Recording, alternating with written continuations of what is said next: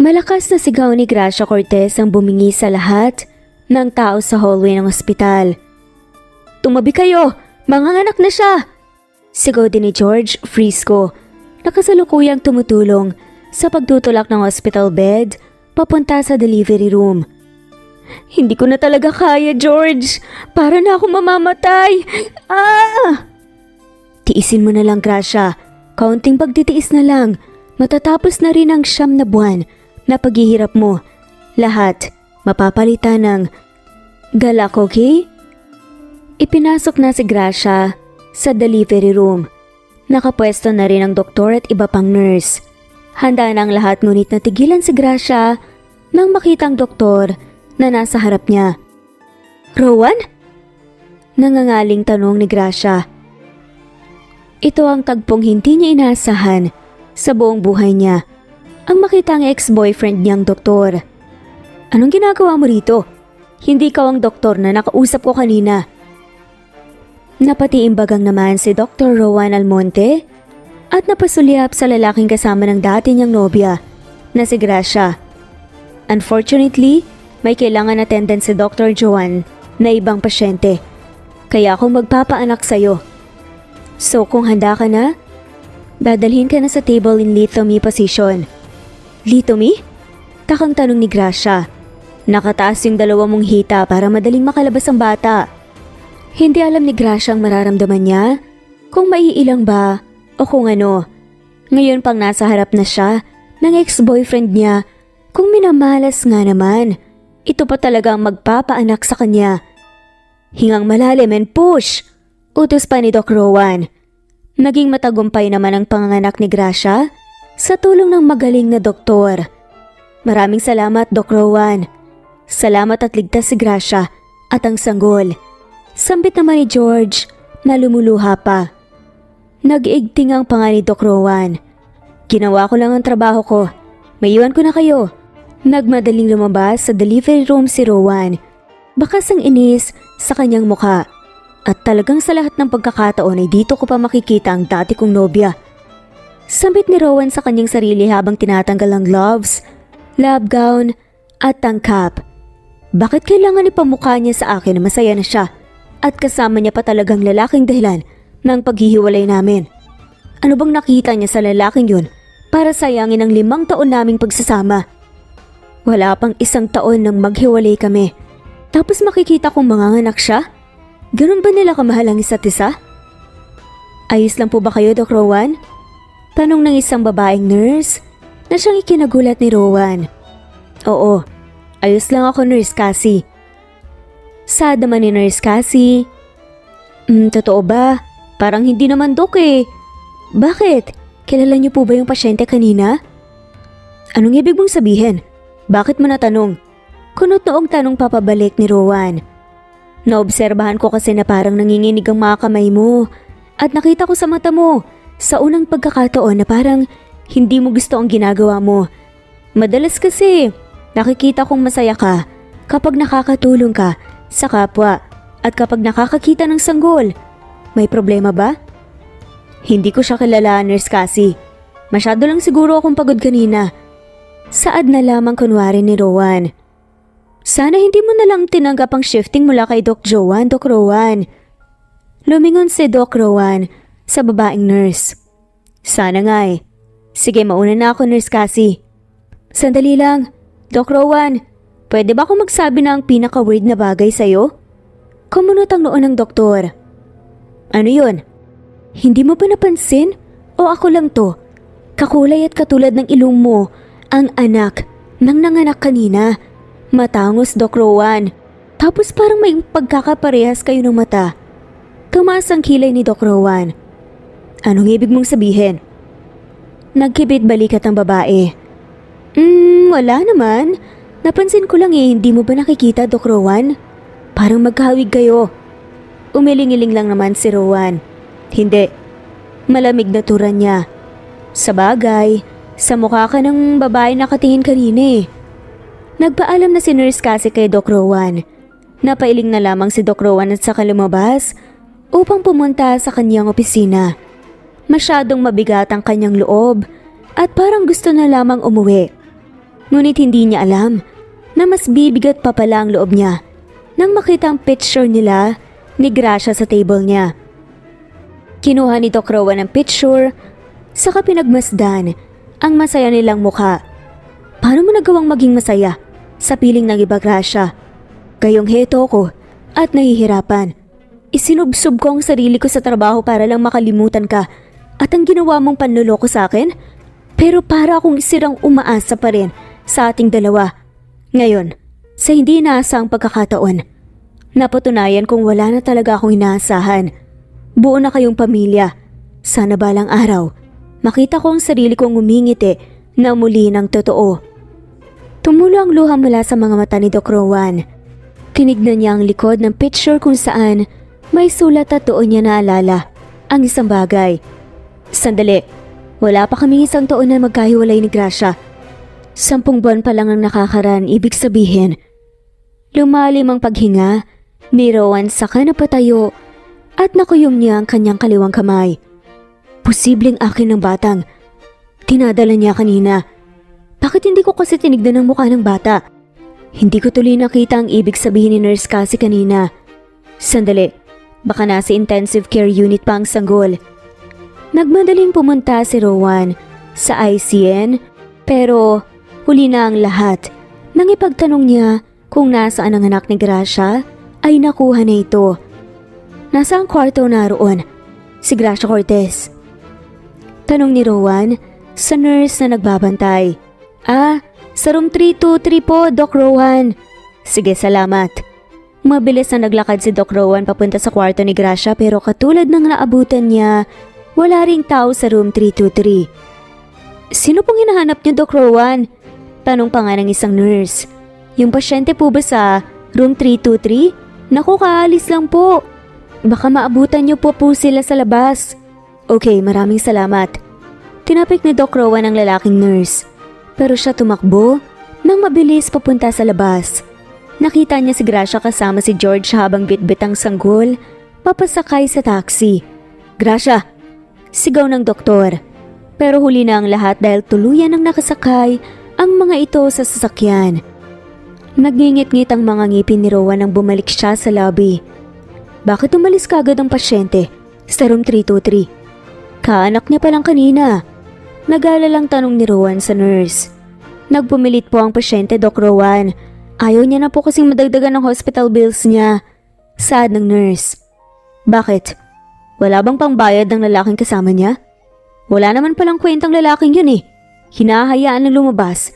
Sa ospital ang babaeng kaanak pa lang. Anong klase siya? Paano kapag mabinat siya? Nagkatinginan ng nurse dahil sa inasta ng doktor. Na parang alalang-alala pa nga para sa babae. Naku, sorry po Doc Rowan, wala po kaming magagawa eh. Desidido po kasi sila. Choice po nila yon. Anong problema rito? Bakit kayo sinisigawan ni Doc Rowan? Tanong ni Nurse Cassie. Wala po Nurse Cassie. Hinahanap lang po ni Doc Rowan yung pasyente sa room 323. Napangisi naman si Nurse Cassie sa kasinulyapan si Doc Rowan. Nang nakakaloko. Oh, akala ko ba hindi mo kilala ang babaeng yun? Bakit mo hinahanap? Sinamaan lang ng tingin ni Rowan ang mapanood yung biro ng nurse. Sa isang banda nang makauwi na sina Gracia at ang kanyang anak ay agad siyang kinumpronta ni George. Gracia, hindi ka pa okay. Baka mabinat ka. Bakit ka ba nagpumilit na umuwi na? Hindi kita napigilan kanina dahil ayoko magtalo tayo sa ospital. Anong gagawin ko? Nandoon si Rowan, George. Ayoko mapagtanto niya ang lahat. Galit na galit siya sa akin dati. Ni hindi niya ako hinayaang magpaliwanag. Nakipaghiwalay na lang siya sa akin. Wala na siyang karapatang makilala pang bata.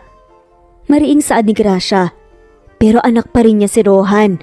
Gracia, kaya nga ang ipanangalan mo sa anak mo, malapit sa pangalan ng totoo niyang ama na si Rowan, di ba? Natahimik naman si Gracia sandali. Ginawa ko lang yun dahil yun ang pangako ko sa kanya. Pero pangalan niya lang ang ibibigay ko sa anak ko. Hindi kailanman ang apelyido ng doktor na yun. Napabuntong hininga naman si George. Pero karapatan niyang malaman na may anak kayo, Gracia. Hindi. Wala na siyang karapatan nang hiniwalayan niya ako. Para na rin niyang tinanggal ang karapatan ko sa kanya. Bakit ikaw? Hindi ba sumama ang loob mo sa kanya? Pinagbantaan ka niya dahil nagsaselo siya sa atin. Akala niya nagtataksil tayo ni hindi man lamang niya sinigurado kung lalaki ka ba talaga. Sinamaan ni George ng tingin si Gracia. Ewan ko sa'yo. Sinabi ko na kasi sa'yong George ang itawag mo sa akin eh. Biglang saad ni George at lumambot na nga ang kanyang boses nang sila na lamang ni Gracia ang nag-uusap. Kahit na no, dati pa akong bading. Hindi ko lang ipinagkakalat dahil ayokong ma-discriminate. Anyway, hindi ko alam kung matatawa ba ako malulungkot dahil sa komplikado mong sitwasyon. Tignan mo ang anak mo. Dahil lang naman sa pride mo, lalaki siyang walang kinikilalang ama. Akala mo ba, hindi siya maghahanap at walang epekto yun sa kanya? Saad pa ni George. Bakit? Nandyan ka naman ah. Saad naman ni Gracia. Hala, dinamay mo pa ako. Kasama ba ako nung ginawa niyo yan? Bakit akong tatayong tatay? Hindi naman sa tinatanggihan kita, Gracia. Meron na mga ama ang baby mo. Ako pwede akong maging ninong pero kung ako ang tatayong ama, parang mali naman yata yun. Sabagay, may punto ka. Pero hindi pa rin ako papayag. Wala akong kasalanan. Siya itong tinalikuran ako. Siya ang walang tiwala sa akin kaya hindi ko rin ipagkakatiwala sa kanyang anak naming si Rohan. Ipinagkait niya sa akin ang magpaliwanag, pues ipagkakait ko rin sa kanyang katotohanan. Napailing na lamang si George habang pinagmamasdan ng kanyang matalik na kaibigan na si Gracia, pati na rin ang anak nitong si Rohan. Samantala ilang gabi, hindi makatulog si Rohan dahil sa kakaisip kay Gracia at sa posibilidad na anak niya nga ang batang ipinanganak ni Gracia. Doc Rowan, sigurado ho bang okay lang kayo? Parang hindi kayo nakakatulog dahil sa laki ng eye bags mo ah. Komento ni Nurse Cassie. Tungkol pa rin ba to sa babaeng nanganak nung nakaraan? Si Miss Gracia Cortez? Napasigaw pa nga si Doc Rowan nang umapaw ang mainit na tubig na sinasali niya sa kanyang tasa para magtimpla sana ng kape. Doc Rowan, ano bang nangyayari sa'yo? Akin na nga yung tasa, ako na ang magtitimpla ng kape mo. Umupo ka na muna ron at kumalma ka. Parang lutang na sumunod si Doc Rowan kay Nurse Cassie. Alam mo, naghihinala na talaga ako sa'yo, Doc Rowan. Pagkatapos talaga ng araw na yun, naging parang wala ka na sa sarili mo. At sigurado akong hindi lang ako nakakapansin. Pakiramdam ko, ipatatawag ka na ng higher ups sa takot na makaapekto ito sa pag-aasikaso mo sa mga pasyente. No, ayos lang ako. Hindi ko naman dinadala sa trabaho ang personal kong problema. Talaga ba, Doc Rowan? Hindi halata. Kapag ikaw na-report dahil sa kinikwilos mo remember mahalaga ang buhay ng pasyente. Baka mamaya, kagaya ng nangyari sa pagsalin mo ng mainit na tubig sa tasa, baka maka-aksidente ka. Pag wala ka lagi sa sarili tsaka lutang. Wala kang masyadong iniisip dapat. Doc Rowan, sa tingin ko kailangan mong magpahinga at ayusin ang problemang dinadala mo. Bakit ba parang alam mo ang kailangan kong gawin? Doc Rowan, ilang taon mo na akong kasama sa serbisyo. Kilala na kita at sigurado akong may kinalaman ng babaeng yun kung bakit ka nagkakaganyan. Bakit? Dahil ba sa sinabi ko sa'yo tungkol sa sanggol? Nakahawig mo ang bata? Naging lalong seryoso ang mukha ni Doc Rowan. Bago na pabuntong hininga. Oo, Nurse Cassie. Yun nga ang dahilan kung bakit ako nagkakaganito. Natawa naman si Nurse Cassie. Sinasabi ko na nga ba, nung minsang pinatawag mo ko sa opisina mo, Doc Rowan, nakita ko ang picture niyo sa table mo. Kaya hindi mo maikakaila sa akin. Si Gracia ang dati mong nobya, hindi ba? Oo, tama ka. Pero 10 buwan na ang nakakalipas nang maghiwalay kami. Nakita ko siyang may kasamang iba ng 5th anniversary namin. At sa mismong anniversary kayo naghiwalay? Takang tanong pa nga ni Cassie. Oo, nakipaghiwalay ako dahil masyado ako nasaktan. Pagkukwento pa ni Rowan, umiling lang si Nurse Cassie. Not to offend you, Doc Rowan Nirerespeto kita bilang doktor, pero bilang lalaki, huwag mong sabihin ang nakita mong kasama niya ay ang lalaking kasama niya nung nanganak siya. Siya nga. Siya ang ipinalit sa akin ni Gracia. Malakas ang tawa na kumawala sa bibig ni Cassie. Seryoso ka ba? Nakipaghiwalay ka sa nobya mo dahil sa lalaking yun? Sandali, parang hindi pala siya Kumunot ang noo ni Rowan. Ano? Tanong pa nito. I mean parang hindi siya lalaki. Dok, hindi naman sa kine-question ko ang kasarian niya. Ang point ko rito, hindi ba halatang magkaibigan lang sila? Like, beshies, ganun. Hindi kita maintindihan, Nurse Cassie. Kunot noong tanong naman ni Rowan. Ang ibig kong sabihin, kung ang lalaking yun ang dahilan sa pagsaselos mo at kung bakit kayo naghiwalay, masyadong malaki ang kasalanan mo sa dati mong nobya. Dahil base sa mga nakita ko, malaking pagkakamali ang nagawa mo. Nanatiling magkasalubong ang mga kilay ni Rowan. Anong ibig mong sabihin? Hindi lalaki. Ang lalaking kasama ni Gracia mo. Gay siya, Dok. Ka-federasyon ko siya. Sad pa nga ni Cassie. Umawang ang bibig ni Rowan sa narinig. Hindi lang dahil sa sinabi ni Nurse Cassie tungkol sa lalaking kasama ni Gracia kundi pati na rin sa inamin nito. Bading ka rin, Nurse Cassie? Yeah, right. Hindi ba halata? Masyadong mang mahina ang radar mo, Doc Rowan. Lalapit ba ako sa'yo kung bet kita? Si Doc Joan ang bet ko, da. Wow, nasambit na lamang ni Rowan sa pagkamangha. Makawaw ka naman. So ano ng plano mo ngayon?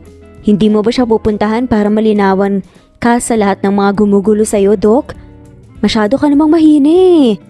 Mas lalaki pa yata ako sa'yo. Tumahimik ka nga muna, Nurse Cassie. Pinaprocess ko pa lahat ng information na sinabi mo sa akin. Ang sabihin mo, Doc, mabagal ka lang talaga. What if puntahan mo siya? Paano ko siya pupuntahan? Hindi ko alam kung saan siya nakatira. Simula nang umalis siya sa poder ko. Napasa po naman sa noo si Nurse Cassie. Hindi ko alam kung saan napunta ang utak mo, Doc Rowan. Matalino ka naman. Ikaw sumusobra ka na sa mga salita mo sa akin. Akala mo, hindi ko nahalata? Sad pa nga ni Rowan kay Cassie. Bakit? Totoo naman Kapag ikaw talaga napunta sa sitwasyon ko, hindi rin kita tutulungan, Nurse Cassie. Natawa ang nurse. Hindi ako mapupunta sa kalagayan mo dahil may tiwala ko kay Doc Joan. Natahimik naman si Doc Rowan. Ngayon pa lang inaaminan niya sa kanyang sarili na nagkamali siya kahit na hindi pa kumpirmado ang lahat. Pasyente mo si Gracia Cortez? May karapatan ka sa confidential files ng mga pasyente. Bakit hindi mo tignan kung saan ang address niya? Namangha si Doc Rowan sa katalinuhan ni Nurse Cassie. Hindi niya mapigilang mapangiti sabay sabing, "Tama ka. Bakit hindi ko naisip yan?" Salamat, Nurse Cassie. Namangha si Doc Rowan sa katalinuhan ni Nurse Cassie. Hindi niya napigilang mapangiti. Tama ka. Bakit hindi ko naisip yan? Salamat, Nurse Cassie. Tinapik ni Rowan ang balikat ni Nurse Cassie bago lumabas ang kwarto. Sandali lang ay napasa kamay niya ang information ni Gracia Cortez at tuon niya rin nakita ang pangalang binigay ni Gracia sa sanggol na iniluwal niya. Rohan Cortez. Pagbanggit ni Rowan sa pangalan ng bata, isang butil ng luhang umalpas mula sa kanyang mata. Tinupad ni Gracia ang pangako niya. Ibig sabihin na ako nga ang ipinanganak niya at wala siyang kasalanan. Napakatanga ko para pagdudahan ng pagmamahal niya sa akin. Nakuyom ni Rowan ang kanyang kamay. Gagawin ko ang lahat para makuhang muli ang tiwala ni Gracia. Aayusin ko ang lahat ng maling nagawa ko hanggang sa ang Cortez ay maging Almonte na. Nagmadaling lumabas si Rowan sa ospital at sumakay sa kanyang kotse. Pinaharurot niya ito papunta sa address na nabanggit sa file ni Gracia. Kung kailangan lumuhod ako para patawarin ako ni Gracia, gagawin ko. Hindi kinalimutang bumili ni Rowan ng bulaklak. Malakas ang kabog ng kanyang dibdib habang papalapit sa tirahan ni Gracia. Samantalang si Gracia naman problemado dahil sa patong-patong na bills. Hay nako, Gracia. Sinasabi ko sa'yo, ilang buwan mo nang sinasabi na babayaran mo ako pero hindi mo naman ginagawa. Ang dami mo ng pending na renta dito sa bahay. Singhal ng landlady kay Gracia. Aling Marites. Gipit lang ho talaga ako. Kita niyo naman ho, anak ko lang po. Inuuna ko lang po talaga yung pambili ng gatas ng anak ko. Ngayon ang idadahilan mo sa akin ay dahil sa may anak ka. Bakit? Kasalanan ko bang balantod ka? At nagpabuntis ka sa lalaking hindi ka kayang panindigan? Idadamay mo pa ako sa problema mo. Ang kailangan ko ngayon ay yung bayad mo sa renta. Akin na! Sad pa ni Aling Marites. Pero pag susuma mo naman ni Gracia, wala nga ho akong bibigay, Aling Marites. Tsaka grabe naman ho kayo sa mga sinasabi niya sa akin. Hindi lang ako nakabayad pero kung husgahan niyo po ako parang alam niyo lang ang pinagdaanan ko. Hindi ako malandi. Nagmahal lang po ako. At akala ko po mahal din ako ng taong yun kaya ibinigay ko ang lahat. Wala akong ginawang masama pero ako tong iniwan at pinagbintangan at hiniwalayan. Hindi na napigilan ni Gracia ang maluha. Napahawak na rin siya sa kanyang noo sa sobrang pagkamuhi. Babayaran ko naman po, Aling Marites pero bigyan niyo lang po talaga ako ng panahon. Puro ka drama. Kung wala kang ibabayad sa akin, pues kukunin ko ang gamit mo dito sa bahay. Yung laptop mo, cellphone, akin na. Para mas siguro kung nagbabayad ka sa akin. Ibabalik ko lang ito kapag nakabayad ka na. Mabilis na hinablot ni Aling Marites ang gadgets ni Gracia. At hindi niya yon napigilan sa pagkataranta dahil biglang umiyak ang kanyang anak. Teka lang naman ho, Aling Marites. Hindi na napigilan ni Gracia ang taasan ng boses, ang matanda. Paano ko makakabayad sa inyo? Kung kukunin niyo po yung laptop tsaka cellphone ko, edi hindi po ako makakapagtrabaho, Aling Marites. Grabe naman po yung panggigipit niyo sa akin. Hindi ba kayo nagkaroon ng anak para hindi kayo maawa sa akin? Napabuga naman ang hangin sa Aling Marites. At bakit parang kasalanan ko pa? Ako itong hindi mo binabayaran. Kung ganyan ang inaasta mo sa akin na parang wala kang utang na loob, sige, lumayas ka. Huwag mo na akong bayaran basta umalis ka rito. Galit na sigaw pa ni Aling Marites sa pinagbabato ang laptop at cellphone ni Gracia sa sahig tsaka umalis. Kasabay ng pag-iyak ni Gracia ang pag-iyak ng kanyang munting anak na si Rohan. Nilapitan niya ito at sinubukang patahanin pero nakikita pa lang ni Gracia ang mukha ng kawawang bata. Lalo siyang napapahagulgol.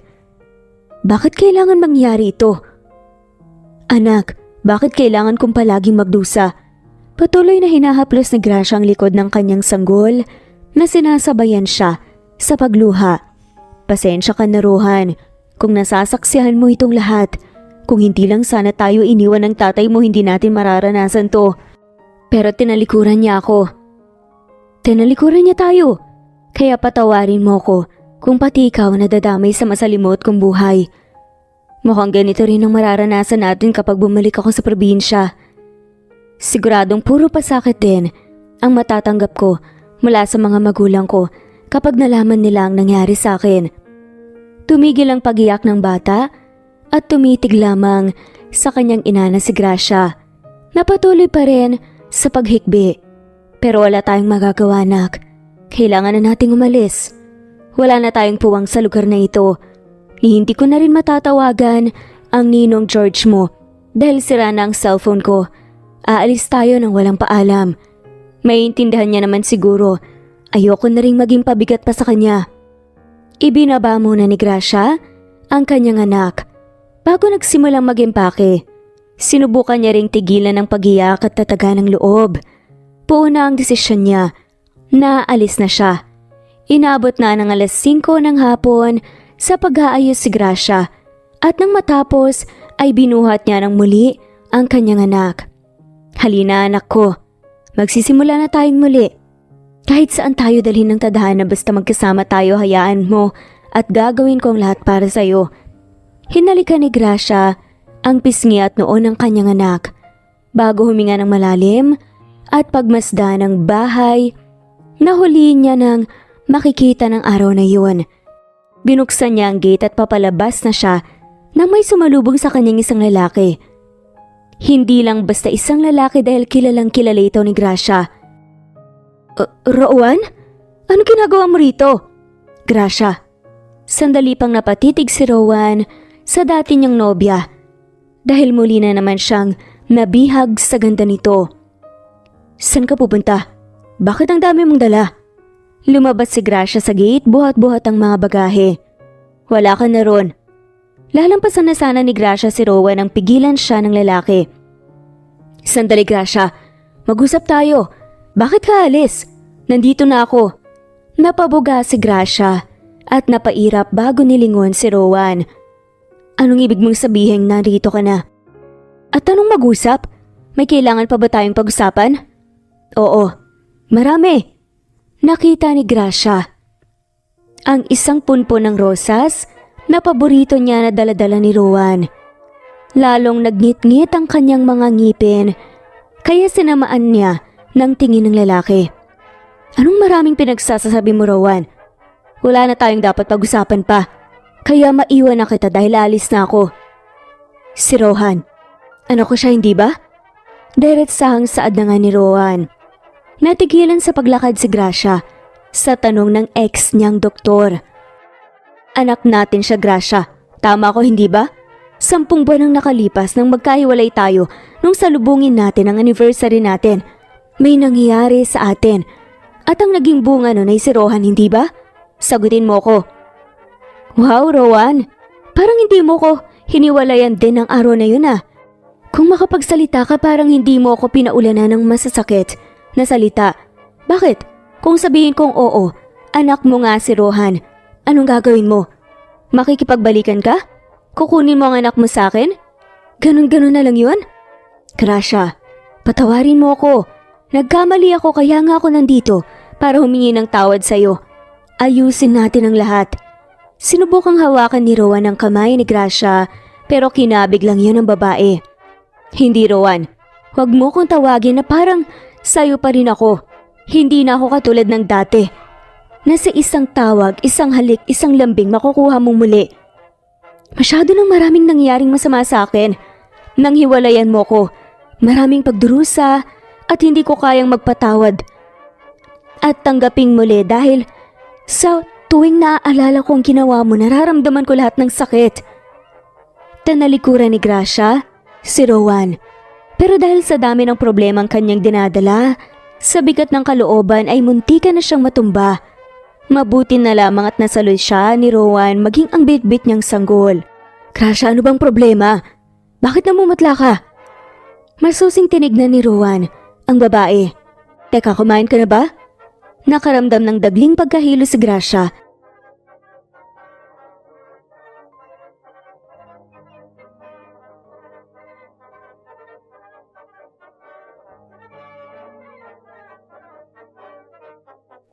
At pandidilim ng paningin. Sandali, dadalhin kita sa bahay mo. Pinigilan ni Gracia si Rowan. Wala na akong bahay. Pinalayas sa kami. Nangihina pa niyang sambit. Okay, halika sa kotse ko. Hindi, kaya ko na. Wala nang nagawa pa si Gracia. Nangalalayan siya ni Rowan. Papasok sa loob ng kotse. Agad namang sinuri ng doktor si Gracia at napailing-iling na lang ito sa natuklasan. Gracia, kumakain ka ba sa tamang oras? Bakit ang baba ng dugo mo?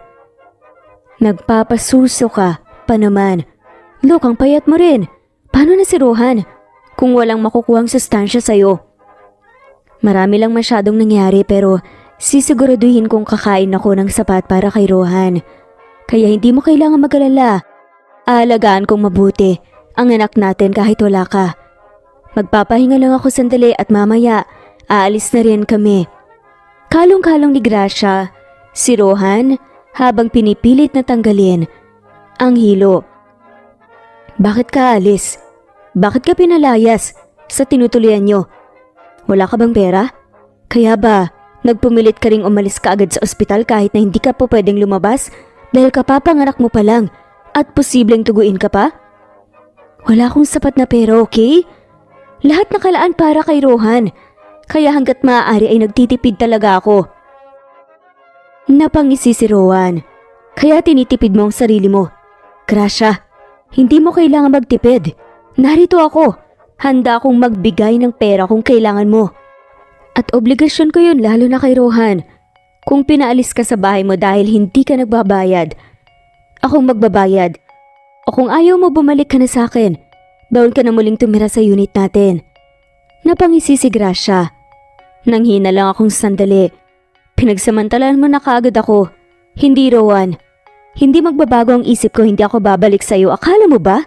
Sa isang sorry lang, maayos ang lahat? Hindi. Masyadong malalim ang sugat na ginawa mo sa akin. Napailing-iling ang lalaki. Alam ko, Gracia.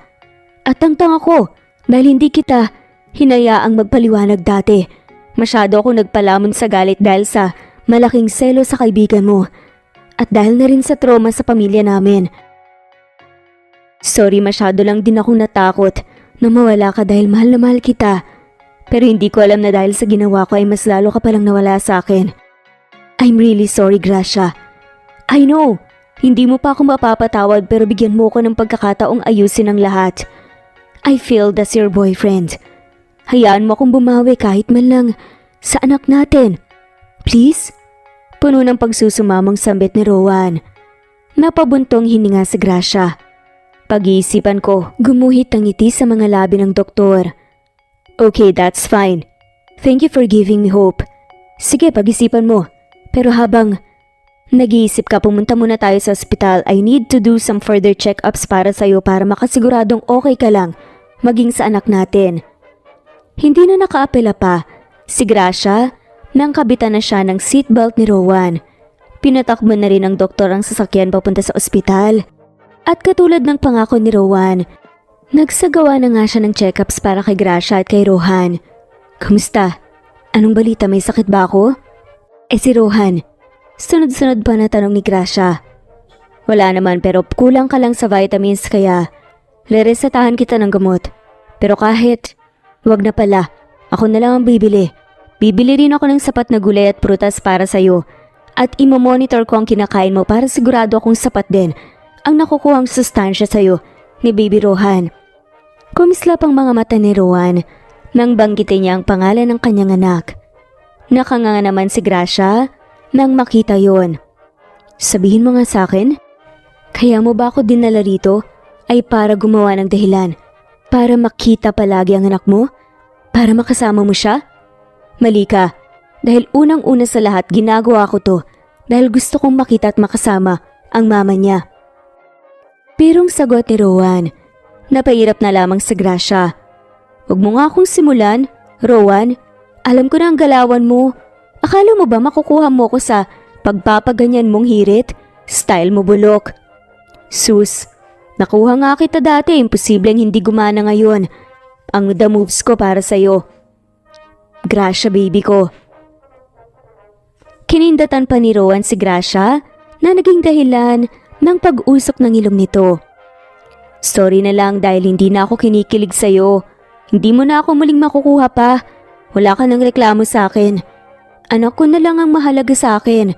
At ang palagi kong iniisip, masyado nang okupado, kaya wala ka ng pwesto. E di sinabi mo ring naiisip mo rin ako. Ako ang kamukha ng anak natin. Kaya kung okupado niya ang isip mo, e di ako rin ang laman ng utak mo. Napailing na lamang si Gracia. Oo nga, dinala ko.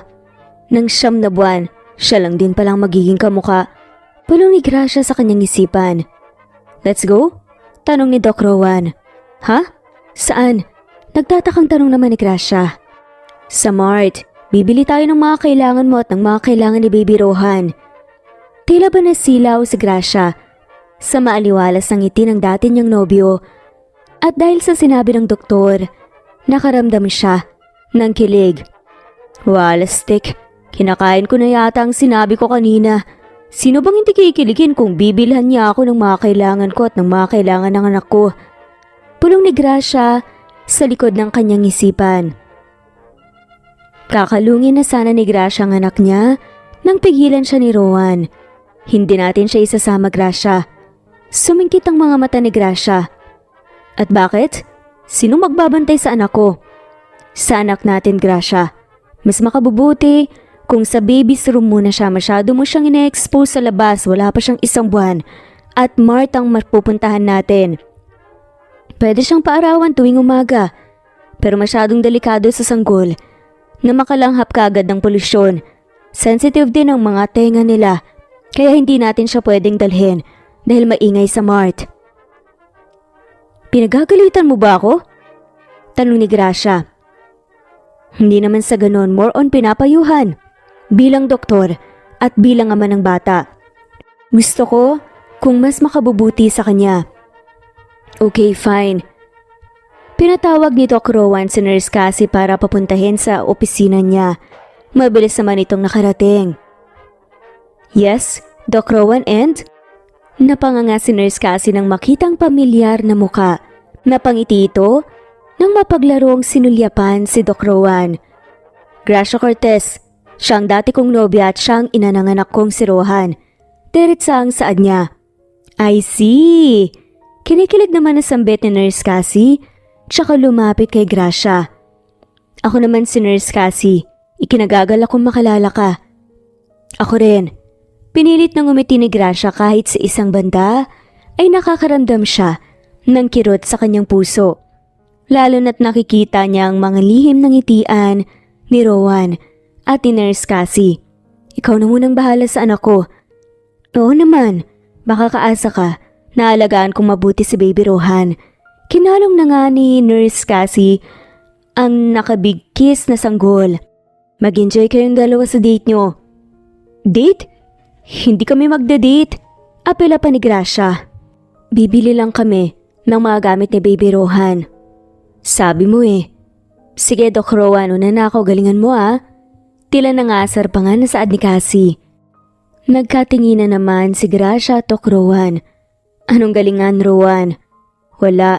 Huwag mo nang pansinin sa Nurse Cassie. Ganun lang talaga siya. Halika na para hindi tayo gabihin. At bakit naman tayo gagabihin? Balak mo bang bilhin ng buong mart? Hindi naman pero baka matagalan tayo kasi kasama kita. Naalala mo nun? Ang dami mong parating tinitignan. Tumaas ang kilay ni Gracia. Anong pinapalabas mo? Nakilala kita, Gracia. At hindi ko nalilimutan kung anong ugali mo at sanay na ako sa kasungitan mo, tayo na. Magkasamang pumunta sa malapit na mart si Gracia at Doc Rowan. Si Rowan ang tumutulak ng cart at si Gracia naman ang tumitingin ng mga gamit. Lihim na napapangiti si Rowan habang pinagmamasta ng dati niyang nobya. Hindi ko alam na darating pala ang araw na makakasama kong muli ang babaeng to. Natutuwa akong hinahayaan niya akong gawin ko ang gusto ko para sa kanya. At para sa anak namin, wika ni Rowan sa kanyang isipan. Anong tingin mo rito? Okay ba to? Ito ang pinaiinom kong gatas kay Rohan kapag walang lumalabas sa akin. Tanong ni Gracia habang tinuturo ang lahat ng powdered milk. Wala na agad lumalabas sa gatas sa dibdib mo? Bakit? Nagkibit balikat si Gracia at napabuntong hininga naman si Rowan. Kung ganon, kailangan mong kumain ng masasabaw na pagkain. Maganda kung kakain na rin ng malunggay. Mas makabubuti sa sanggol na breastfeed kaysa sa powdered milk. Bumili na lang tayo ng pump baka madadaanan. O kung gusto mo, masahihin ko. Pili yung saad pa ni Rowan. Nakatanggap naman ang kurot si Rowan. Anong masahihin ka dyan? Bastos ka. Ha? Anong bastos? Ano bang iniisip mo? Natural lang naman yun ah. Hindi ka ba naniniwala sa isang doktor? Saad naman ang pilyong si Rowan. Umirap naman si Gracia. Ginagamit mo ba ang pagiging doktor mo para samantalahin ang sitwasyon? Hindi ah. Tsaka, kung umarte ka naman Gracia parang hindi ko nakita ang lahat ng sayo. Nakalimutan mo na ba? Ako ang nagpaanak sayo. Nakita kong lahat. Agad na namula si Gracia nang maalala niya ang tagpong yun. Minamasahe ko naman yung dati Gracia, hindi ba? Nagugustuhan mo nga eh. Nakakalokong saad pa nga ni Rowan. Hoy, tigilan mo nga ako Rowan. Hindi tayo matatapos, sige ka. Pabor sa akin para mas matagal tayong magkasama. Ayoko, bilisan na natin para makapiling ko na ulit si Rohan. Pagsusungit pa ni Gracia. Namili na ng mga gamit sila Rowan at Gracia. Pero isang tanong ang biglang naisip ng babae nang maisakay na ang lahat sa likod ng kotse ni Rowan, maging ang mga prutas at gulay na napamili nila. Teka nga Rowan, bumili tayo ng gamit pero saan ko dadalhin ang mga to? Wala akong bahay. Saad pa ni Gracia. Ngumiti si Rowan. Sa bahay natin. Doon natin dadalhin ang mga yan.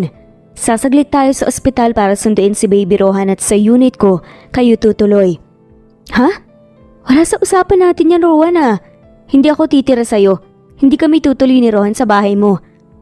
Bakit hindi? Sabi mo pinalayas ka. Nag-offer lang ako ng tulong, hindi ba't mas makabubuti kung kapiling niyo rin ako para may makatulong ka sa pag-aalaga kay Rohan? Nilingon ni Rowan si Gracia nang maibaba niya ang pinto ng likod ng kotse. Napagkasunduan na nating pag-iisipan ko lang ang lahat, Rowan. At isa pa, kaya ko naman eh. Kung gusto mo talagang tulungan ako, pahiramin mo na lang ako ng pera, pamuhunan. Bakit kailangan mo pang pahirapan ang sarili mo, Gracia? Kung sa akin kayo tutuloy ng anak natin, wala ka nang poproblemahin pa. Susuportahan ko lahat ng gastusin nyo. Kung gusto mo kahit hanggang sa makabangon ka lang. Kung ayaw mo akong pahiramin ng pera, pahiramin mo na lang ako sandali ng phone mo para matawagan ko si George. Saad ni Gracia. Si George? Yung lalaking kasama mo sa ospital na mga anak ka? Masungit na saad ni Rowan. Oo, siya nga. Sa kanya na lang ako manghihiram ng pera para makakuha ko ng pansamantalang bahay para sa amin ni Rohan. Bakit mo pa siya lalapitan? Kung nandito naman ako lumalapit sa'yo. Ako na nga to, diba? Bakit aabalahin mo pa yung tao? Nandito naman akong ama mismo ni Rohan. Bakas ang inis sa mukha ni Rowan. Labis ang pagkakakunot ng noo ng doktor. Naiintindihan ko naman na hindi mo pa ako kayang mapatawad. At hindi ko rin mapapatawad ang sarili ko dahil nakikita kitang mas pinipiling mahirapan. Pero pwede bang kahit ngayon lang piliin mo namang guminhawa sandali? Nang wala kang ibang iniisip, gusto kitang tulungan. Gusto kong pagani ng bigat na dala mo kaysa mag-alala ka sa mga bayarin. At kumayod kahit na hindi pa pwede dahil kapapanganak mo pa lang. Sa akin ka muna pansamantala. Hindi naman ibig sabihin na tumuloy ka sa akin ay patatawarin mo na ako. I know it will take time. Kaya please Gracia, sa unit ko na kayo ni Baby Rohan. Matagal na nakatitig si Gracia sa mukha ng kanyang dating nobyo. Katangahan na isipin man lamang na babalik siya sa lugar kung saan siya nasaktang lubos. Pero wala siyang magagawa kung hindi ang tiisin lahat para sa anak niya. Pumasok na lamang si Gracia sa kotse at sumunod si Rowan sa kanya bago pinaandar ang sasakyan papunta sa ospital. Hindi umiimik si Gracia hanggang sa makarating sila sa unit ni Rowan kasama ang baby niya. Ang bigat sa loob na narito na naman ako sa bahay niya. Bumabalik sa alaala ko ang lahat. Wika ni Gracia sa likod ng kanyang isipan. Wala akong magawa dahil wala rin naman ako ngayon. Walang phone, walang laptop, walang pagpipilian kundi ang dumepende kay Rowan. Kung hindi lang sana nangyari ang nangyari noon, wala ko sa sitwasyon na kailangan kong piliting maging okay kahit hindi naman. Mahiga ka muna sa kama, Gracia. Magpahinga ka muna. Gigisingin na lang kita kapag nakaluto na ako ng pagkain natin. Aayusin ko na rin ang kabilang kwarto dahil alam kong hindi mo gustong makatabi ako. Saad pa ni Rowan habang binubuhat ang mga gamit na pinamili nila ni Gracia. Hindi, tutulungan na kita, Rowan. Gracia, makinig ka sa akin. Muntikan ka nang mahimatay kanina. Ako nang bahala rito, sige na, matulog ka na muna.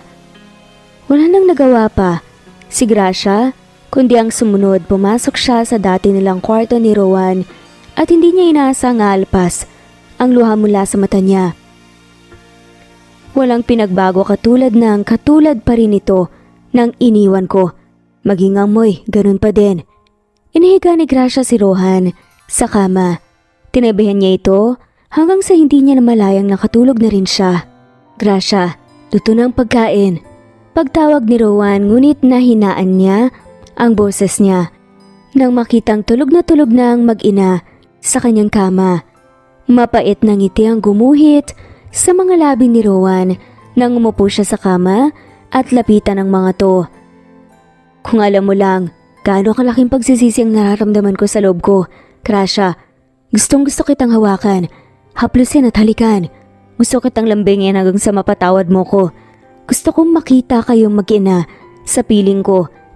Pero dahil sa nagawa ko noon napipigilan kong gawin lahat ng gusto kong gawin para sa'yo.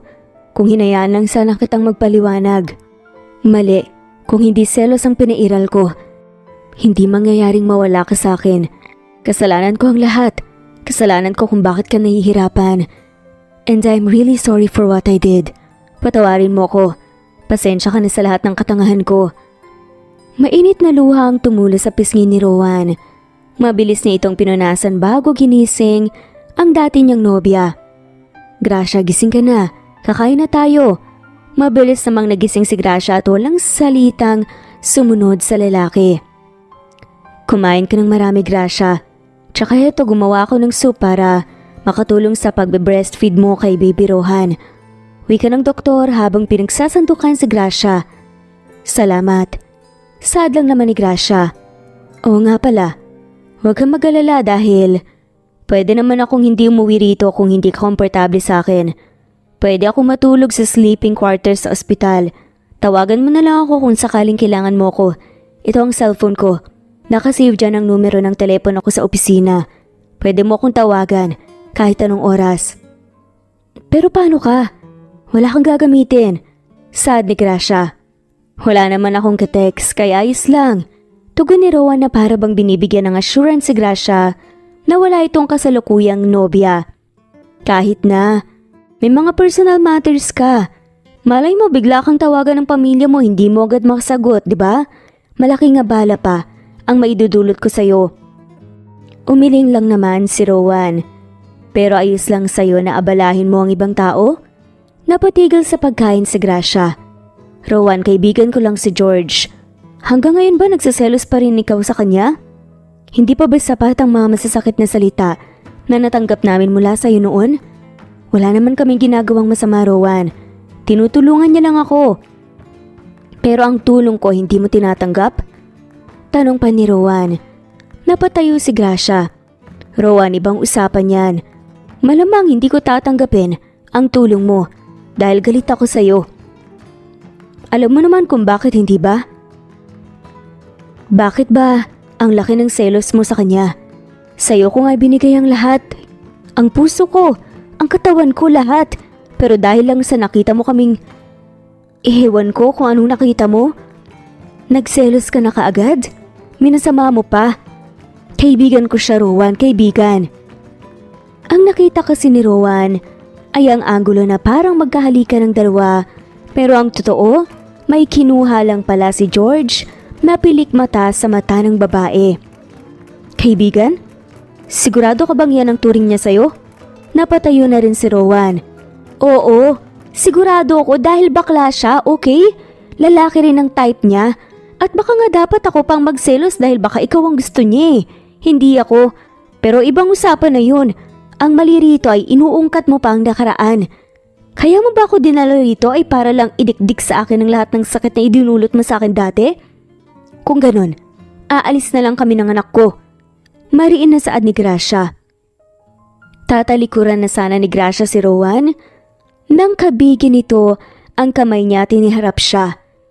Nagkatagpo ang kanilang mga mata at baka sa mga mata ng doktor ang labis na pagkayamot sa away na nagaganap naman sa gitna nilang dalawa. Sorry, wag kang umalis. Pakiusap, mali ako. Mali ako na nagsaselos ako sa lalaking yon. Mali ako, kasalanan ko. Pagpapakumbaba ni Rowan, hindi naasahan ni Gracia na makikita niyang luluha sa harap niya ang lalaki. Sorry kung hindi ko mapigilan ang sarili kong piliting ayusin ang lahat. Tama ka. Kailangan mo ngang pag-isipang mabuti ang lahat, Gracia. Lalo na kung babalik ka sa taong katulad ko. Marami na nga palang nagbago. I'm sorry. Magpapadala na lang ako sa nurse rito para may tumulong sa'yo habang wala ako. Doon muna ako sa ospital. Saad ni Rowan. Kinuha ni Rowan ang coat niya sa katuluyang umalis sa unit. Naiwang mag-isa si Gracia sa living room. Napasalampak na lamang siya sa sahig at hindi na napigilang umiyak. Malakas at naririnig yon ni Rowan na kasalukuyang nasa likod ng pinto ng unit niya. Lumipas ang mga araw hanggang sa naging linggo at buwan. Hindi umuwi sa unit niya si Rowan. Samantalang si Gracia ay may kasamang babaeng nurse na nagbabantay sa kalagayan nilang mag-ina. Ma'am, ayos lang po ba kayo? Kanina pa po kayo nakadungaw sa bintana. Saad ni Annalyn. Oo Nurse Annalyn. May iniisip lang ako tsaka ilang beses ko bang sasabihin wag mo akong tawaging ma'am. Hindi naman ako nagpapasahod sa iyo eh. Napangiti si Annalyn. Pero malapit po kayo kay Doc Rowan. Kung hindi ko po kayo tatawagin ma'am, parang hindi ko na rin po tinawag na doktor si Doc Rowan. Nagkibit balikat na lamang si Gracia. Isa sa mga tinitingalang doktor si Doc Rowan sa ospital. Bukod sa gwapo siya, matalino siya at magaling. Marami nga pong nagkakagusto kay Doc Rowan eh. Pero sabi nila taken na raw po daw si Doc Rowan kaya walang naglalakas ang loob na lumapit sa kanya. May isang pagkakataon pa nga noon dati na nalaman naming naghiwalay sila ng nobya niya. Kaya may isang matapang na babaeng doktor na humarap kay Doc Rowan. Napagalaman pa namin na anak yun ng isa sa mga board members. Kaso wala eh. Hindi tinanggap ni Doc Rowan. Siguro, mahal na mahal ni Doc Rowan ang girlfriend niya kaya kahit na wala sila, hindi na siya naghanap pa ng iba. Umiling si Gracia. Hindi ko alam, Nurse Annalyn. Ang alam ko lang kapag mahal mo, hindi mo pag-iisipan ng masama at pagtitiwalaan mo. Hindi mo siya itataboy sa paraang basahan gayong ipinagpalit niya ang lahat para sa'yo. Umalis ako sa poder ng mga magulang ko dahil ipinangako niyang gagawin niya ang lahat para sa akin at hindi ako iiwan. Pero ginawa niya pa rin. Napako lahat ng pangako niya at ngayong nalaman niyang may anak kami, gusto niya akong balikan. At ako naman si tanga dahil wala akong kakayahan para akong tangang tumitira sa bahay na minsang itinakwil ako. Sinulya pa ni Gracia ang mukha ni Annalyn na ngayon hindi makapaniwala. Kayo po yung dating nobya ni Doc Rowan? At si Baby Rohan po ang anak ni Doc? Saad pa nga nito. Tumango lang si Gracia bago hinawakan ang balikat ng batang nurse. Magpahinga ka na, Nurse Annalyn. Matutulog na rin ako, isara mo na lang ang pinto kapag alis ka. Ako nang bahala kay Rohan. Sige po, Ma'am Gracia. Maraming salamat po, sana mahanap niyo po sa puso mo ang patawarin si Doc Rowan. Dahil sa tingin ko naman po sincere siya sa inyo. Nung nagkahiwalay kayo, hindi rin naman po naging madali sa kanyang lahat. Saksi po ako. Kami, sa nangyayari sa kanya noon. Alam ko po mahirap pero sana dumating po yung balang araw na maging masaya ka. Kayo po ni Baby Rohan. Sana sa piling ni Doc pero kung hindi naman, kahit maghilom na lang po yung mga sugat niyo. Tuluyan na ring nagpaalam si Annalyn kay Gracia. Bumalik na si Gracia sa kwarto at doon hinaplos ang pisngi ni Rohan na mahimbing na natutulog. Hinalikan niya ito bago tumihaya para tignan ang kisame. Rowan, nasaktan ka rin ba nung saktan mo ko? Unti-unting ipinikit ni Gracia ang kanyang mga mata at tuluyang nakatulog pero nagising siya kalagitnaan ng gabi nang magsimulang umiyak ang anak niya. Bakit umiiyak ang baby ko na yan, ha? Gutom ka na ba? Nagising ka ba dahil sa likod ko? Tahan na, baby. Kinalong ni Gracia si Baby Rohan ang takmang ibe-breastfeed niya ito nang mahipo niya ang noon nito at leeg. Mainit ka! Nilalagnat ka ba? Sumiklab ang kaba sa dibdib ni Gracia at nagsimula na rin siyang mataranta lalo na nang lumakas ang pagngawa ng kanyang anak. Anong gagawin ko?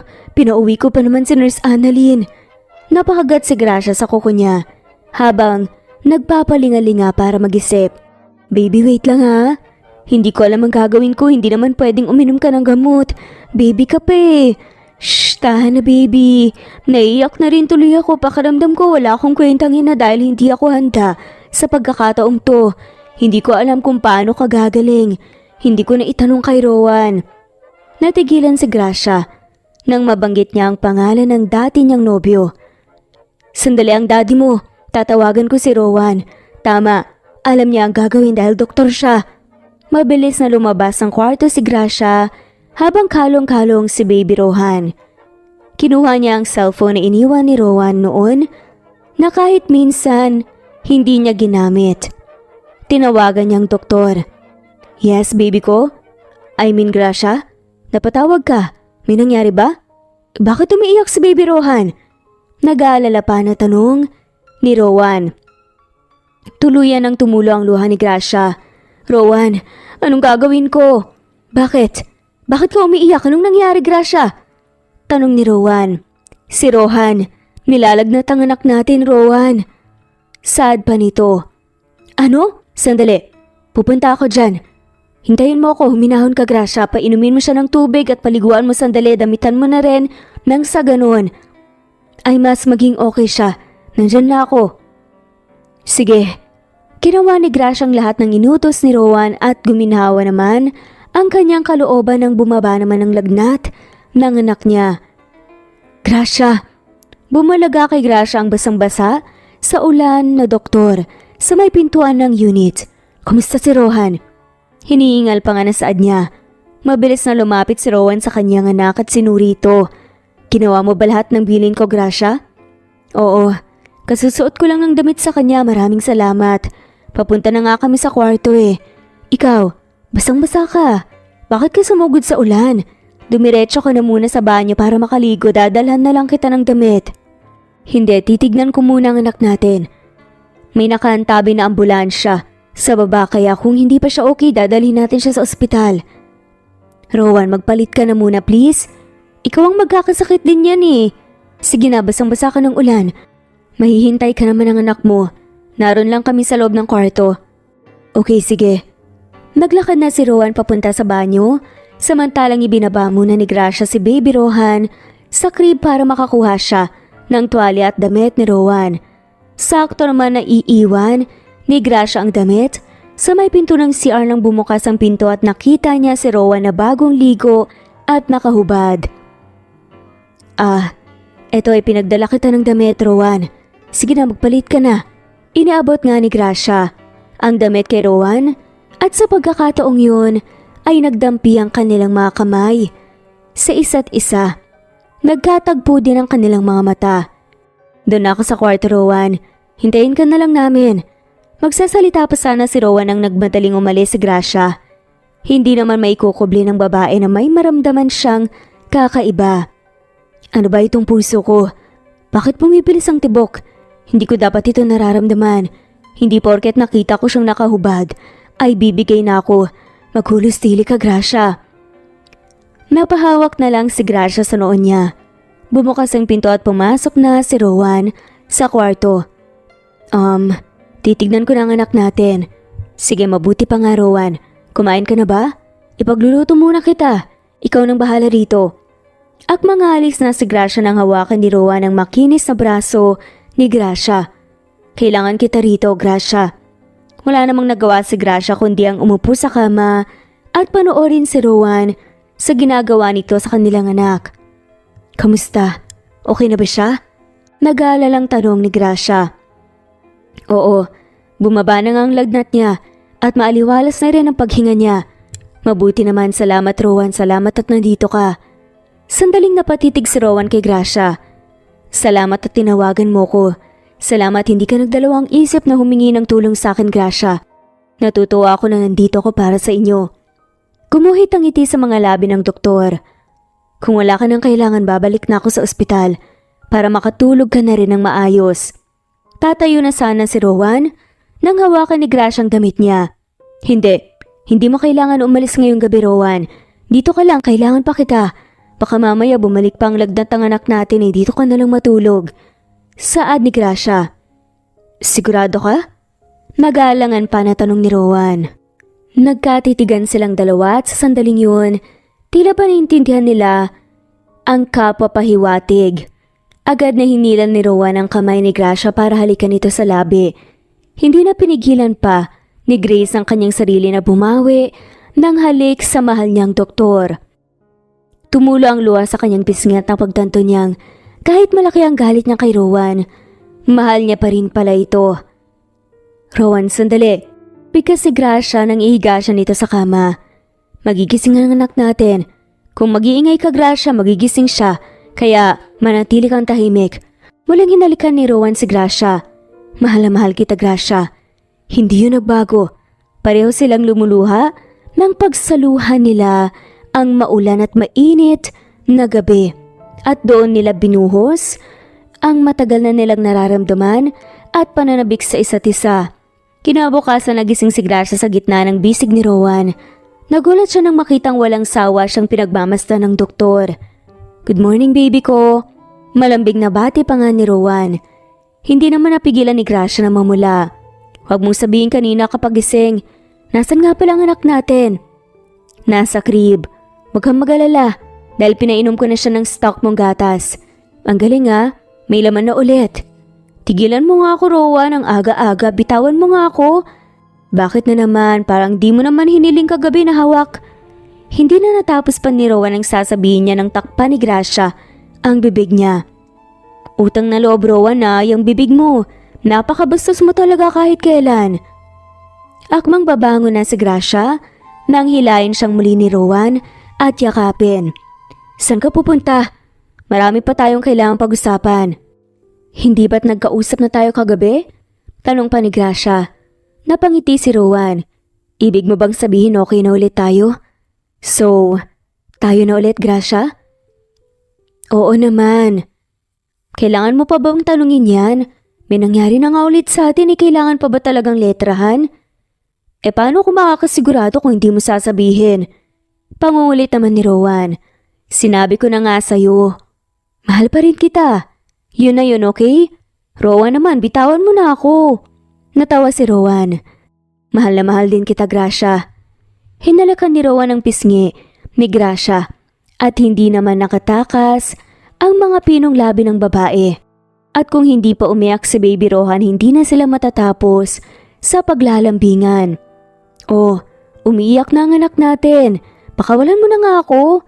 Sabi ko nga, baka nagsaselos na siya sa akin. Natatawa pang saad ni Rowan. Nako, may pinagmanahan. Bumangon na silang pareho para lapitan ang kanilang anak. Si Gracia ay pinasuso na nga ni Rohan, si Rowan naman ay panayang laro sa kamay ng kanyang cute na anak. Lumipas ang mga linggo na unti-unting naging maayos ang lahat. Bumabalik ang tiwala at pag-ibig sa isa't isa. Halika na, sabay na tayong pumunta sa ospital para sa monthly check-up ni Baby Rohan. Pati ikaw, i-check up ko baby ko. Wika pa ni Rowan habang nakangiti. Ano ka ba? Tigilan mo nga ako sa pagtawag mo sa akin ng ganyan. Kapag nasa ospital na tayo, wag mo akong tatawagin na baby ha. Napakunot noo si Rowan at napangisi. At bakit naman? Baby naman talaga kita. Hindi ka na ba nasanay? Hindi bagay sa'yo. Nabanggit sa akin ni Nurse Annalyn na isa ka sa mga tinitingalang doktor. Kaya wag mo namang sirain ang image mo sa pagtawag sa akin ng baby. Utang na loob, Rowan ha. Napapailing na lamang na saad ni Gracia bago sumakay sa kotse. Ayoko nga, tatawagin kitang baby, kahit kailan at kahit saan. Sorry, wala ka nang magagawa pa. Saka, papapigil pa ba ako? Akala mo ba malilimutan ko kung anong meron bukas? Napangiti si Gracia. Nang maalala ang plano niya ring isasagawa mamaya para salubungin ang ika-6 nilang anibersaryo. Ako rin, hindi ko nalilimutan, Rowan. Ang bilis ng panahon, no? Oo nga eh. Sisiguraduhin kong babawi ako sa'yo, baby ko. Hinawakan ni Rowan ang kamay ni Gracia saka ito hinalikan. Hindi rin nakatakas ang labi at pisngi, maging ang leeg ni Gracia. Hinalikan din ng doktor. I love you, Gracia. I love you to, Rowan. Katulad ng sinabi ni Rowan, isinagawa nila ang monthly check-up para kay Baby Rohan sa ospital. So far, healthy namang lumalaki si Baby Rohan. Komento ni Rowan. Basta ipagpatuloy mo lang din ang pagkain ng masusustansyang pagkain para maiwasan nating magkasakit siyang muli, okay? Palagi rin dapat siyang napapaarawan sa umaga, di bale? Gigising ng maaga para bago ako pumasok dito sa ospital, naibilad ko na siya. Saad pa ni Rowan. Sobrang namamangha naman si Gracia sa pagiging responsable nito. Salamat, Rowan, na pasensya na rin kung sa gabi napupuyat ka dahil sa anak natin. Wala yun. Para sa anak natin, gagawin ko ang lahat. Total, ikaw naman ang kasama niya ng mas mahabang oras, okay lang sa akin na mabawasan ng tulog. Hindi pwede. Baka ikaw naman ang magkasakit niyan. Kailangan ka pa ng mga gagamutin mo. Bukod sa kailangan ka namin, may mga taong umaasa sa kakayahan mo bilang isang doktor. May mga pasyente ka ring pinaglalaanan mo ng oras at lakas. Hanggat maaari dapat kompleto ang tulog mo. Saad ni Gracia. Huwag mo kong alalahanin. Hindi ko naman napapabayaan ang responsibilidad ko bilang isang doktor. Naputol naman ang pag-uusap ni Gracia at Rowan nang pumasok si Nurse Cassie. Doc Rowan! Seryoso ang tono ng nurse nang tawagin niya ang doktor. Gusto kang makausap ng chairman at ng board.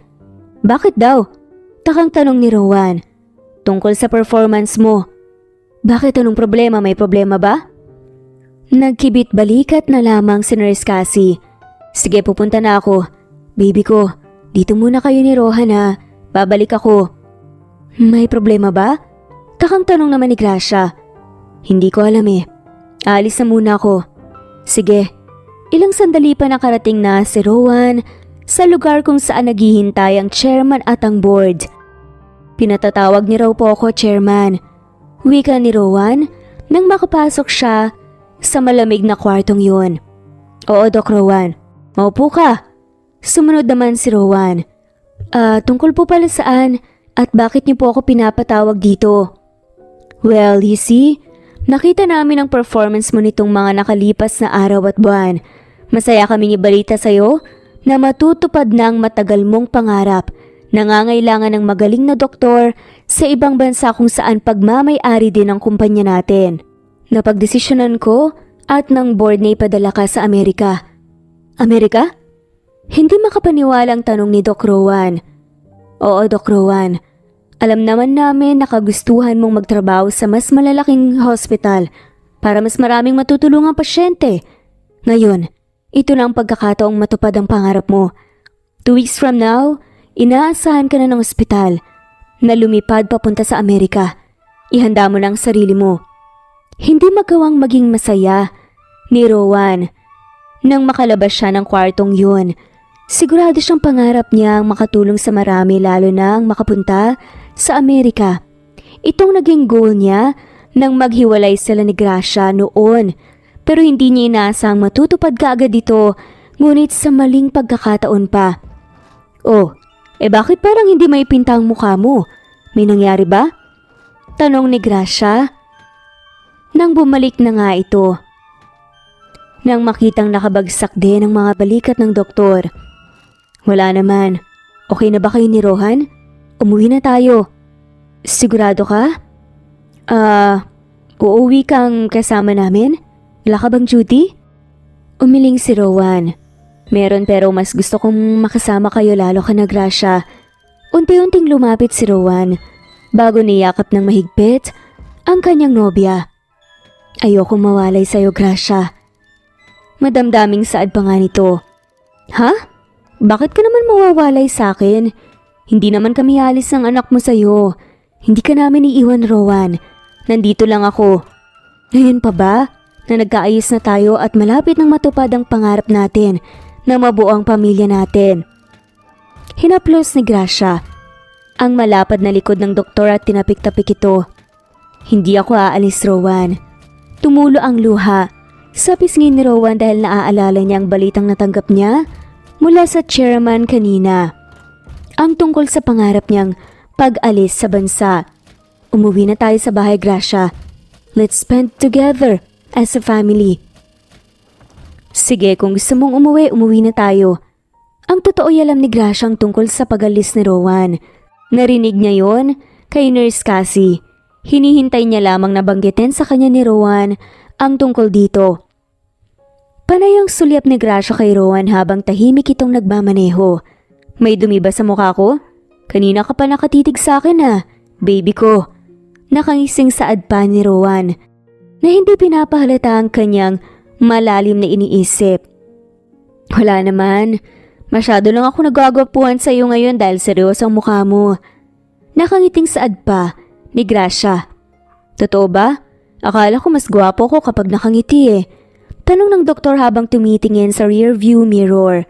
Mas gwapo ka kapag totoong masaya, Rowan. Napangiti naman ang lalaki. Gumagwapo ako kapag kasama ka. Dahil sa'yo ako totoong masaya, baby ko. Mahigpit na hinawakan ni Rowan ang kamay ni Gracia, saka ito hinalikan. Sandali, may bibilihin pala ako. Hintayin mo ko. Tumigil ang kotse sa tapat ng isang flower shop. Napangiti naman si Gracia nang bumalik na sa sasakyan ni Rowan. Here, alam ko ilang oras pa bago ang 6th anniversary natin, but let me give you these flowers. Happy 6th anniversary, Gracia. Tinanggap naman ni Gracia ang isang bouquet ng tulips. Happy 6th anniversary, Rowan. May gagawin sana akong sorpresa sa'yo. Kaso, gusto mo namang umuwi agad. Kung ganon, tutulungan kitang gawin ang sorpresa mo sa akin. Eh di hindi na yun surprise. Hindi na nga surprise kasi sinabi mo nang may surprise ka sa akin. Nag-e-expect na ako. Saad pa ni Rowan. Natawa naman si Gracia nang makitang ngumingiti si Rowan. Sige na nga, tulungan mo na ako. Kesa naman, magpakahirap pa ako. Nandyan ka na. Yes, tama ka dyan. Yan ang gusto kong mindset mo, baby ko. I'm always here for you. Kaya wag kang magdalawang isip na humingi ng tulong sa akin. Huwag mong isiping nakakaabala ka dahil masaya akong inaabala mo ko. Nang makarating sila sa unit, sunod-sunod na ring dumating ang decorations na in-order ni Gracia. May mga lobo, banners, maging printed pictures nilang dalawa ni Rowan. Simula nung nag-uumpisa sila sa relasyon, may cake din. Namamanghang tanong ni Rowan. Oo naman, mawawala ba ang cake? Ayan na malapit nang matapos itong niluluto kong roasted salmon with potatoes and asparagus. Sayang, nag-breastfeed ako, bawal ang wine. Yes, bawal, magwawala si Baby Rohan. Biro naman ni Rowan. Anong oras na? 11:45. Great, halika na sa table. Dala ni Gracia ang 2 pinggan ng pagkain nila nang nakaset up din ang table nila sa may balcony. May mga kandila at rose petals na napaka-romantic. Hinila ni Rowan ang upuan para kay Gracia bago siya naupo. Thank you for this, baby ko. I appreciate your effort. Saad pa nito. Our effort. Tinulungan mo ko, hindi ba? Saad naman ni Gracia. Yes, pero sa'yo itong idea. At katulad ng dati, palagi mo akong sinusurpresa. Maraming salamat, Gracia. Happy 6th anniversary sa atin. Hindi ko ine-expect na tatanggapin mo akong muli sa kabila ng mga nagawa ko sa'yo dati. Wala eh. Masyado kitang mahal kaya bumigay na rin ako. At isa pa, kailangan ka ng anak natin. Ayokong ipagkait sa kanyang karapatang magkaroon ng ama. Napangiti si Rowan. Salamat at napatawad mo ko, Gracia. Salamat din at naghintay ka. Kumain na nga tayo. Happy 6th anniversary, babe. Nagsimula na silang kumain at hindi naman nawala ang kanilang mga pag-uusap. Hanggang sa kalagitnaan ay pinatugtog ni Rowan ang theme song nilang dalawa. Pwede ba kitang maisayaw, baby ko? Malanding tanong ni Rowan. Napaka-jologs mo talaga. Hindi ko talaga mapigilang matawa kapag tinatawag mo akong ganyan. Hindi na yata ako nasasanay. Ipinatong ni Gracia ang kamay niya sa naghihintay na kamay ni Rowan. Magkasama nilang sinabayan ang saliw ng musika. Sandaling katahimikan ang namagitan sa kanilang dalawa. Hanggang sa pareho silang nagsalita. May sasabihin ako sa iyo, Rowan. Gracia, may sasabihin ako sa iyo. Sabay nga nilang sabi. Nagkatagpo ang mga mata nila at napatigil sa pagsayaw. Ano yun? Tanong naman ni Gracia. Ikaw na muna. Ano yung sasabihin mo? Tanong naman pabalik ni Rowan. Napalunok si Gracia bago tumikim. Ang totoo, Rowan. Alam ko ang dahilan kung bakit malungkot ka nitong umaga. Narinig ko kay Nurse kasi ang lahat. Ang pagpunta mo sa Amerika. Gracia, tungkol dyan. Hindi alam ni Rowan ang sasabihin. Pinutol ni Gracia ang sasabihin ni Rowan at nagsalitang muli. Hindi mo kailangang itago sa akin, Rowan. Hindi naman ako magagalit sa iyo eh. Ang totoo, susuportahan pa nga kita. Maghihintay ako kung yun ang kinakailangan. Sandali ka lang naman sa Amerika, hindi ba? Mahihintay ka namin ng anak mo. Huwag mong pigilan ang sarili mong gawin ang gusto mo at pangarap mo dahil lang may anak ka na. Gawin mo pangarap mo. At ako bilang babaeng nagmamahal sa'yo, hindi ko ahadlangan ang daan mo para makamit mo Ang gusto mo. Nandito lang ako para sa iyo, Rowan. Kami ng anak mo. Mahal na mahal kita. Bumuhos ang luha mula sa mga mata ni Gracia. Sa adaman ni Rowan, Gracia, mahal na mahal din kita. Sa totoo lang, handa kong talikuran ng lahat para sa iyo at para sa anak natin. Kaya kong hindi pumunta sa Amerika dahil mas gusto kong makasama kayo. Ngayong bumalik na kayo sa akin, hindi ko sasayangin ang panahon at ang pagkakataong binigay mo sa akin para patunayan ang sarili ko, Gracia. Kayo ng dalawa ni Rowan ang pangarap ko. Wala na sa isip ko ang Amerika. No, Rowan.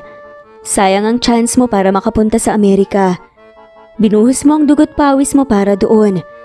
Hindi palaging may ganyan kagandang opportunity. Kaya natin to, kahit magkahiwalay tayo. Hindi ko kaya ang LDR, Gracia. Puno ng pagsusumamong wika naman ni Rowan. Hindi ko kayang malayo ka sa akin.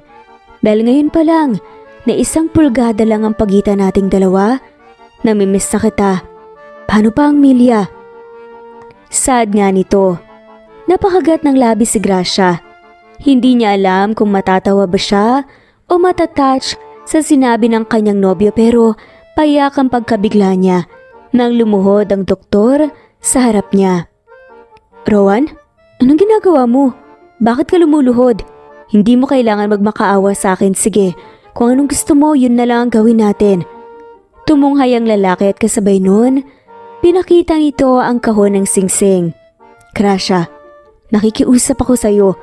Kung hindi tayo magkasundo sa bagay nito, sige, pupunta akong Amerika. Pero dapat kasama ka. Kayo ni Rowan.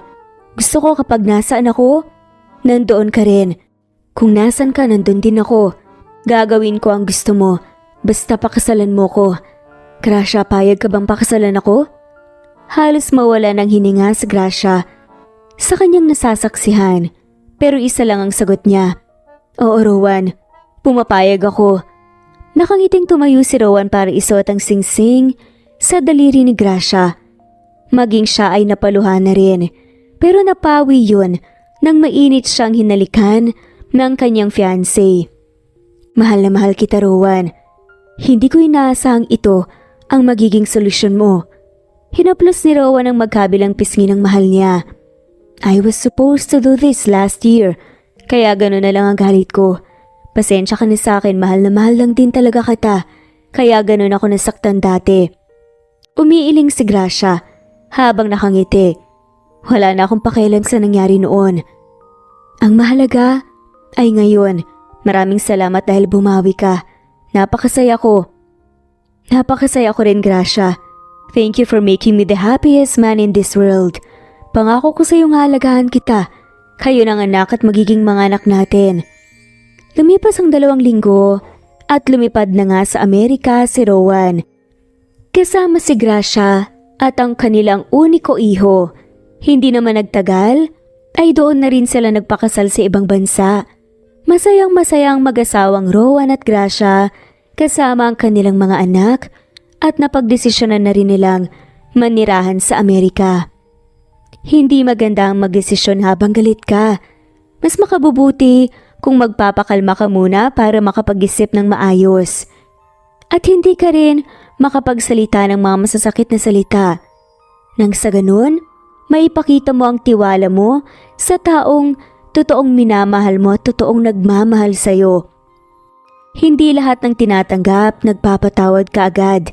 Kailangang dumaan ito sa pagsubok ng panahon upang mapatunayang karapat-dapat ka talagang patawarin.